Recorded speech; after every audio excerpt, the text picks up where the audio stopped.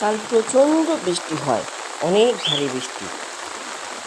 বিকালবেলায় যেন একদম সন্ধ্যা হয়ে আসছে, তাই শর্টকাটে কালকে পড়িয়ে বাসায় চলে আসি।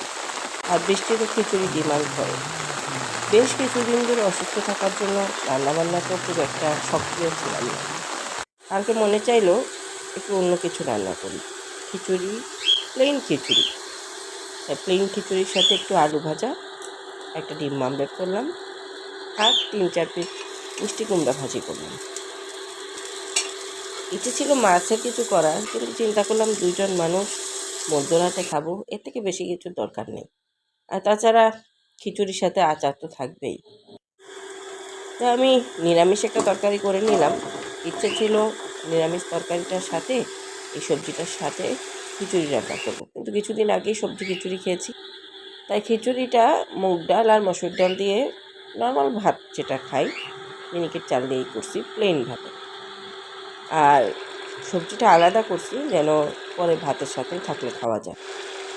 আমার অলরেডি সবজি হয়ে গেছে, আমি পাশাপাশি চুলায় দুটা বসিয়ে দিছি। দুইটাই আমার ইলেকট্রিক চুলাই রান্না হচ্ছে।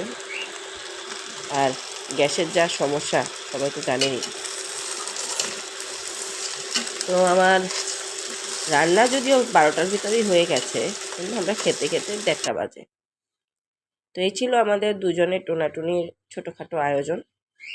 প্লেন খিচুড়ি, সবজি, ডিম মামলেট, আর আলু ভাজা, মিষ্টি কুমড়া ভাজা, আর 3 পদের আচার ছিল। সাথে ছিল একটু হালকা সালাদ।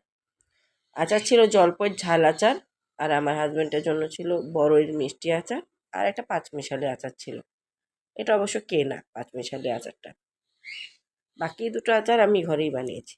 তো কালকের বৃষ্টিতে আপনারা কিভাবে উদযাপন করেছেন, বৃষ্টিটা কেমন করে উদযাপন করলেন জানাবেন। এখন রাত হয়ে গেছে, আর ব্যাঙের ডাক শুনতে পারতেছেন হয়তোবা, ঝিঝি পোকা ব্যাঙ ডাকতেছে। রাতে হয়তোবা আরও বৃষ্টি হবে। এটা খাওয়ার পরে ভালো লাগলে আমার কলা খাবো, তাই গাছে রেখে দিয়েছি। ভালো না লাগলে হয়তোবা খাবো না। আপনাদের সাথে অনেক দিন পরে আমার পেজের এবং ইউটিউবের দুইটারই মোটামুটি রিচ কমে গেছে।